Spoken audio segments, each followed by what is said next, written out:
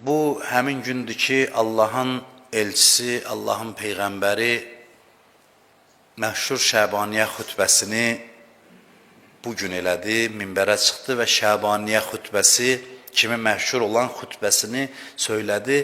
Şəbaniyə xutbəsi adı Şəbaniyə olsa da mübarək Ramazan ayına həsr olunmuş bir xutbədir. Mən bu xutbəni bugün sizə oxumayacağım, bir-iki cümlə təvərrük üçün oxuyub, keçən həftə dediyim bir məsələyə yenə də işarə eləmək istəyirəm. Peyğəmbər minbərə çıxdı, buyurdu ki, ya eyyuhənnas, ənəhu qəd əqbələ iləykum şəhrullah. Buyurdu ki, insanlar, Allahın ayı sizə tərəf gəlir. Allah ayı sizə tərəf gəlir. Bil bərəkəti və rəhməti və məğfirə. Özü ilə bərəkət, rəhmət və məğfirət, bağışlanma gətirir. Bu sözün özü çox mənalı bir sözdür. Keçən dəfə də dedim. Yəni, kəş biləsiz ki, sizə tərəf gələn nədir? Bu belə bir şey deyil ki, günlər dəyişir, təqvim ayıdır, yanvardan sonra fevral gəlir, fevraldan sonra mart gəlir. Bu da bir aydır da gəlir Ramazana. Hə, oruç tutacaq. Oruç tutacaq da həmişəki kimi. Belə deyil. Ramazan ayının gəlişi Peyğəmbərin nəzərində böyük bir hadisədir, mühüm bir hadisədir. Ya eyyuhənnas, Peyğəmbər müraciət edir, ey insanlar, qəd əqbələ iləykum şəhrullah, Allah ayı sizə tərəf gəlir. Allahın xüsusi ay gəlir sizə tərəf.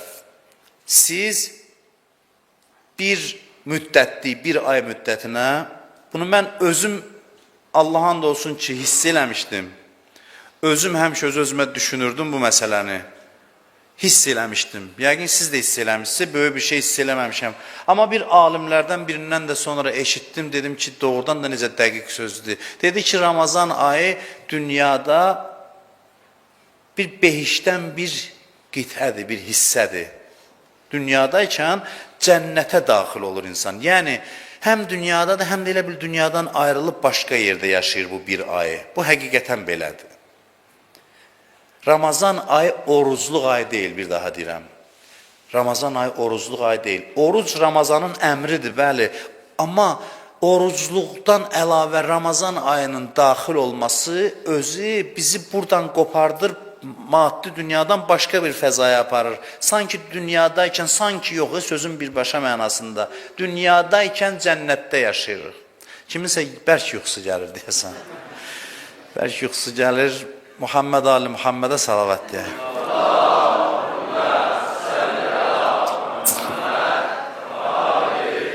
Mənim səsimdə var da dillər danışanda yatmaq istəyir. Allah ayı, Allahın cənnətinə insan daxil olur bu bir ay ərzində. Ondan sonra buyurur ki, şəhrun indəllah əfzəlüş-şuhur.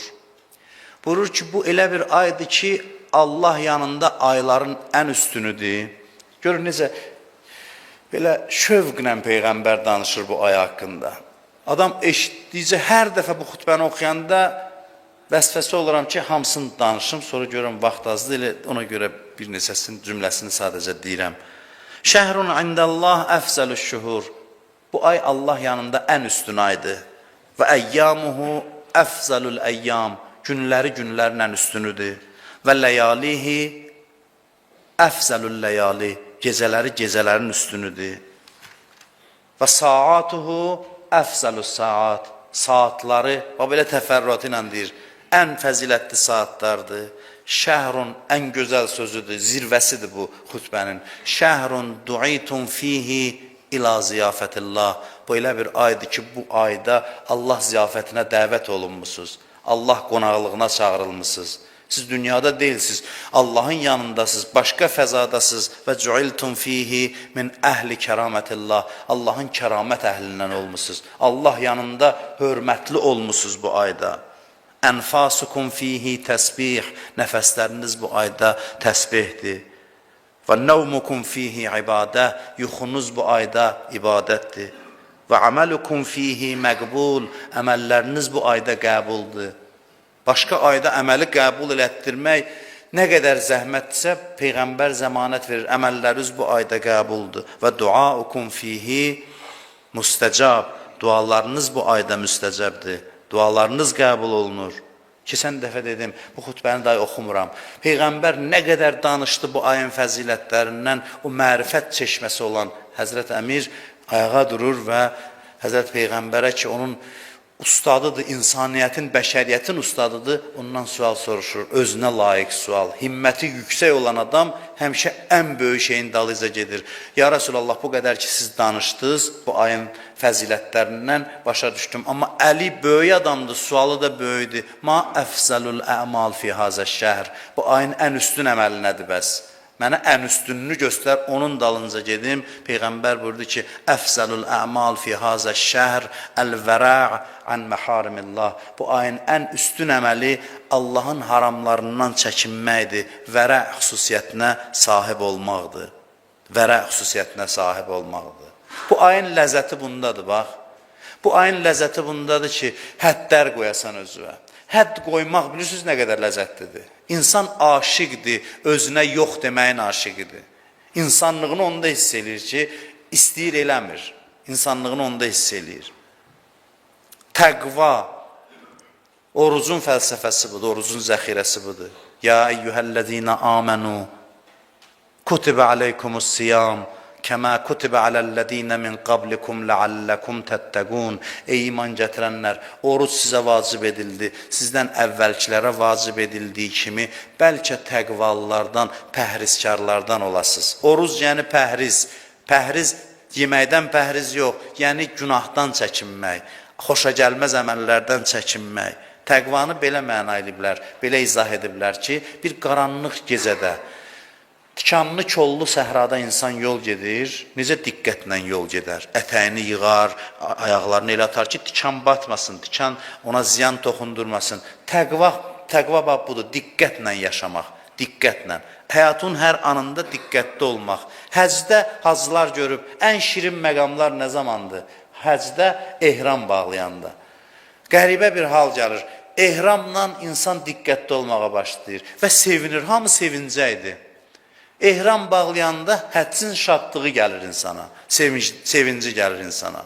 Ehramı geyinir əyninə, diqqətli ki, güzgüyə baxmaq olmaz, ətir gəlməsin, burnu tutmaq olmaz pis qoxudan, nə bilim, Allaha cidal, mübahisədə Allaha and içmək olmaz. Hey, diqqətlə yaşayır, əslində bu rəmzi mənada bunu göstərir ki, belə yaşa həyatı. Təkcə bu paltarda yox. Ehramda hiss elə özünü, ömrün boyu. Ki, nəsə xüsusi bir belə deyək, diqqət halında yaşayasan. Təqva yəni diqqət və üstünlüyün də meyarı budur. İnsanın üstünlüyü bundan ölçülür. Nə dərisi ilə, nə ictimai mövqeyi ilə, nə qadınlığı ilə, nə kişiliyi ilə. İnnə əkrəməkum indəllah ətqakum. Allah yanında üstünləriniz, dəyərliləriniz, təqvalılarınızdır. Daha çox pəhrizkar olanlardır. Bilirsiniz, insan şəxsiyyəti özünü harada göstərir? Mübarizə məqamında. Bütün şəxsi keyfiyyətlərimiz orada üzə çıxır. Belə adi halda bilinmir. Təqva insan şəxsiyyətinin ölçüsüdür, meyarıdır. Ramazan ayı haqqında isə Peyğəmbər buyurur, əl-vəra'. Vəra' nədir? Vəra' yəni günah ehtimal olunan şeyə tərəf getməmək. Yəni, məsələn, biri sözü başlayır. Bilirsən ki, söz qeybətə gedir. Demirəm, kobud ağzından vurasan ki, danışma, qeybət eləmə, yox. Bir alim deyir ki, qeybət eləmə deyə bilmirəm adamlara, çünki möminə qeybət nisbəti vermək də istəmirəm. Mömin qeybət eləməyəni eləyirsən də, bu qədər də. Sözü elə dəyiş, elə yayın ki, gedib ora çıxmasın. Vəra' budur ki, ehtimal verirsən ki, gedəcək günaha tərəf, ehtimal verirsən günaha tərəf gedəcək, ya söhbət, ya harasa gedirsən, günah olma ehtimalı var, oradan çəkin, yolun əvvəlindən çəkin. Vəra' budur. Vərəhin mənası budur. İnsanın dindən, həyatdan, Qurandan, hər şeydən fayda almağı təqvasına bağlıdır. Nə qədər çox təqvalısan, bir o qədər çox faydalanırsan. Yaşayışından, öz potensialından, Allahın kitabından, Allahın dinindən. Quran-ı Kərimdə bir ayə var, 2 ayə. Onu hərə bir cür təfsir eləyib. Quran haqqındadır bu ayə, deyir ki, Hudən linnas. Hudən linnas. Quran insanlar üçün hidayət kitabıdır. Başqa yerdə buyurur ki, Hudən lil muttəqin. Quran təqvalılar üçün hidayət kitabıdır. Keçmişdə deyiblər ki, bir ümumi hidayət var, bir xüsusi hidayət var. Ən gözəl təfsirlərdən birini Əllamə Cavad-ı Amili deyib. Deyir ki, elə bu eyni sözdür. Kitab, bu kitab insanlar üçün hidayət kitabıdır və təqvalılar üçün. Yəni, insan deyiləndə təqvalı nəzərdə tutulur. Müttəqi olmayan, təqvası olmayan, çərçivə tanımayan, özünə yox deməyənin harası insandır? Bu başqa canlılardan nə fərqi var? Deyib, bu kitab elə özünə yox deməyi bacaranları hidayət edir. Elə insan yəni bu. İnsan və müttəqi elə sinonimdir. Fərqli ifadə olunub sadəcə. Doğrudan da dəqiq təfsirdir bu. İnsanın insanlığı bundadır. Və insan nə qədər özü ilə mübarizə aparırsa, bir o qədər kitabdan, Ramazan ayından, hər şeydən, özündən, həyatından bəhrəsi daha çox olur. Ramazan ayı bitəndə kim daha çox özünə yox dedisə, o daha çox faydalanacaq. O daha çox faydalanacaq. İnsanın elmindən aldığı fayda təqvası ilandır.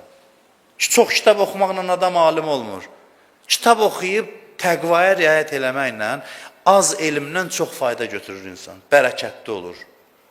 Elm özü üstünlük meyarında həl yəstavillezine ya'lemun vellezine la ya'lemun, bilənlərlə bilməyənlər eynidirmi? Elm üstünlük meyarıdır. Amma elm təklikdə dəyər deyil. Elmin yanında təqva olmasa elmi aparat oyana. Elmi aparat oyana. Təqvasız alimin dinə vurduğu ziyanı heç kəs vurmayıb. Təqvasız alim Allah yolunun səddidir. Allah Davud Peyğəmbərə vəhy nazil eləyir, sözümü çox uzatmayacağım. 5 dəqiqəyə inşallah bitirirəm. Buyurur ki, ya Davud, la tec'al beyni və beynə ibadi alimən məftunən bid-dünya. Buyurur ki, ey Davud, mənimlə bəndələrimin arasında dünyapərəst alim qərar vermə. Mənimlə bəndələrimin arasında dünyapərəst, təqvasız alim qərar vermə ki, yolun səddinə çevrilir, yolun daşına çevrilir, sədd yaradır yolun qarşısında. İmam Sadiq əleyhissalam buyurur ki, Ulaikə əzərru alə zuafai şiatina min ceyşi Yezid ibn Muaviyyə. Buyurur ki, təqvasız adamın, alimin, bizim Əhl-i Beytin tərəfdarlarına, zəif tərəfdarlarına vurduğu ziyan Yezid ibn Muaviyyənin qoşununun vurduğu ziyandan artıqdır. Yeziddən çox ziyan vurur təqvasız alimlər. Ona görə elmi olub, təqvası olmayan insan, Quranda buyurur ki, əzəlləhullah alə ilmin, bəzilərini elm azdırır. Elm azdırır. Bu Cümə surəsində ki, yazılıb arxada da görürsünüz, elmsiz alimi nə şəkildə ifadə edir? Kəməsəlil himar yəhmilu əsfara. Kitabla yüklənmiş uzunqulaq kimidir. Uzunqulağa kitab yükləsən, fayda götürər ondan. Təqvasız alim belədir. Uzunqulağın elə bil çiyninə kitab yükləmirsən. Bu təhqir deyil, bəzlədiyi Quranda Allah təhqir deyil bu. Bu, onun həqiqətini başa salır. Olanını deyir. Bu kimsə təhqir etmək deyil. Onu bəyan edir ki, kitabla yüklənmiş uzunqulaq necə kitabdan fayda götürmür. Onun da misalı eynilə elə misaldır. Həmən misaldır. Amma təqvalı alim xalqın içində hidayət çırağıdır. Vücudu başdan ayağa bərəkətdir. Dünən axşam bir alimin həyatından oxudum. Ürəyim istədi elə bugün bunu sizə danışım burada. Təqvalı alimdir. Onun barəsində əvvəllər də oxumuşdum, amma bu heç hadisələri görməmişdim. Bir şəxs vasitə oldu ki, onu mən gördüm, oxudum. Hacı Şeyx Qulam Rıza Fəqih Yəzdi adında alimdir. Deyir ki, bunu sadəcə bir, necə deyim sizə, bir təşviq üçün bu hadisələr, alimlərin həyatından bəzən danışanda insanda təsir göstərir, onun üçün sizə danışıram. Deyir, 3 dəfə evini satdı, 3 dəfə. Bütün evin pulunu fəqirlərə payladı. 3 dəfə necə oldu? Bir dəfə satdı, payladı, zəngin adamlardan biri Yenidən aldı, verdi ona. Yenə satdı, payladı. Yenə üçüncü dəfəsində deyir, evini oğlunun adına aldılar. Da sata bilməsin. Bir tərdə qabağını alsınlar, sata bilməsin. Baxırsan, görürsən ki, təqva nəticəsində Allah üçün xalqa xidmət etməkdə ad çıxardıb. Əlinə gələn vüzuhat, xums, zəkat ki, özünün də haqqı var da, ruhaninin xumsdan haqqı var. Amma bir manat özünə xərcləməzdi. Bir manat da, bir qəpiyi də özünə xərcləməzdi. Gedərdi xütbələrə, çıxış eləyərdi də, moizə eləyərdi. Moizə eləyənlərə də bəzən görürsən, bəzi yerlərdə, bizdən uzaq, bəzi yerlərdə konvertdə görürsən, pul verirlər. Məsələn, 10 gün minbərə gedir Məhərrəm ayında, bir ay Ramazan ayında müəyyən məbləğ cəmaat yardım göstərir. Ümumilikdə mən bunu rahat deyə bilirəm, çünki mən heç vaxt minbərə gedib kimdən sənəsə almamışam. Ümumilikdə yaxşı bir adətdir, çünki ruhani xalqın vasitəsilə güzaranı təmin olunsa, xalqın da sözünü deyər. Bu çox önəmli bir məsələdir. Ona görə də Allah xalqın boynuna vəzifə qoyub ki, onun yolunda hidayət işi ilə məşğul olan insanlara kömək eləsin. Buna da deyir, məsələn, bir ay danışıb, konvertdə pul veriblər. Açmamış deyir, baxmamış nə var, biri gəlib nəsə istəyərmiş, verərmiş ona. Bəlkə çox böyük məbləğdir. Hətta bir dəfə olub ki, biri ona pul verib, yəqin ki, çox pul olub. Deyir, elə onun yanında biri gəldi məsciddə, kömək istədi. Ona verəndə, o verən dedi ki, heç olmasa bir asbax nə var içində? Dedi ki, nə vermisənsə Allah yazıb. Allah qeyd edib, narahat olma. Mənə də lazım deyil. Nə vermirsən, Allah üçün vermirsən. Yəni, ola bilər ki, böyük bir məbləğdə olsa, belə bir şəkildə idi, həyatı belə idi. Deyirlər ki, müharibə zamanı idi, şəhərdə yaşayan yahudilərə, zərdüş dinində olanlara kömək edirdi. O öləndə deyir, matəmə qərq olmuşdular. Başqa dindən olan insanlar. O dünyasını dəyişəndə belə idi. Bunun üçün danışdım ki, bir gün deyir, 7 gün şəhərdə yağış yağır, su yuyur aparır evləri, bərbad vəziyyətdə, o vaxt evlər nə vəziyyətdə olub, deyir, cəmaat qalıb küçələrdə, fəsadlar törədib, bu sel gəlib filan, deyir, gecə gördü, çıxdı küçəyə, deyir, əmmaməsini də başından çıxartdı, əlinə deyir, Allahın dərgahına qaldırdı, deyir, ilahi, bu şəhərdə cəmaat ticarətlə, ibadətlə, sənə itayətlə məşğuldur. Bu şəhərdə günahkar görmürəm, yoxdur. Bu şəhərdə bir günahkar var ki, o da Qulam Rızadır, yəni mənəm. Mənim günahıma görə cəza verirsənsə, məni bağışla. Məni bağışla ki, mənə görə bu cəmaat əziyyət çəkməsin. Deyir, dua eləmişdi ki, bir qısa müddət sonra yağış kəsdi. Duanın mənası bu deyil ki, doğrudan da elə günahkar buymuş buna görə. Yəni, bir təqvalı alim ki, şəhərdə insanlara xidmət eləyir və cəmaata bu qədər hüsnü zənnlə yanaşır ki, bu şəhərdə günahkar yoxdur. Hamı ibadətdə, itayətdə, günah eləmişəmsə, mən eləmişəm, Allahın duasından xoşu gəlir, bir şəhərə nicat verir. Başqa alim deyir ki, bu şəhərdə bənnalıqdan, hamballıqdan tutmuş, müştəhidliyəcən eləyirdi. O deyir ki, ömrümün sonuna 1 saat da qalsa, ömrümü insanlara xidmətdə keçirərdim. Ömrümün axır saatına qədər. Ömrümü insanlara xidmətdə keçirərdim. Təqvalı alim bax belədir. Bir ölkəyə bəzən nicat verir valla. Bir şəhərə nicat verir. İndiki şəraitdə belə bir ölkəyə də nicat verər. Çünki faydalanma imkanları indiki zamanda çoxdur. Təqva zəxirə eləyək bu ayda, mübarək Ramazan ayında. Təqvaya riayət eləyək. Təqvanın da mərtəbələri var. Təqvanın ibtidai mərhələsi günahdan çəkinməkdir. Təqvanın daha yüksək mərhələsi cəhənnəm odundan qaçmaqdır. Çünki ola bilər insan günahdan çəkinir, amma imtihan vaxtında günaha düşə bilər. Ona görə deyir, ümumi dua elə ki, mən nəinki günah eləməyim. Bəlkə bugün məsələn mən küçədə bir cavan oğlan gedir, naməhrəmə baxmır. Amma xəlvətdə olsa necə olar? Orada da günahdan çəkinə bilər, yoxsa yox məsələn. Ona görə deyirlər, qina əzabənnar. Qina, qi sözü və təqva eyni sözdür. Qina əzabənnar, yəni biz cəhənnəmdən qoru. Təqva da elə qorunmaq deməkdir. İnsanın özünü qoruması, insanın özünə diqqət eləməsi çox önəmlidir və indidən başlayaq və mübarək Ramazan ayında çox ehtiyat əhli olaq. Bir ay ehtiyat əhli olaq. Lazım olmayan sözləri danışmayaq, ehtiyatlı olaq. Şübhəli sözlər var ki, başqa aylarda bəlkə rahat danışırıqsa, bu ayda o şübhəli sözlərdən də çəkinək ki, şirin olsun bu ay, bərəkətli olsun, faydamız da artıq olsun. Sayılı günlər qalır mübarək Ramazan ayına. Allahdan istəyirəm, Allah bu ayın feyzindən bizi məhrum eləməsin inşallah.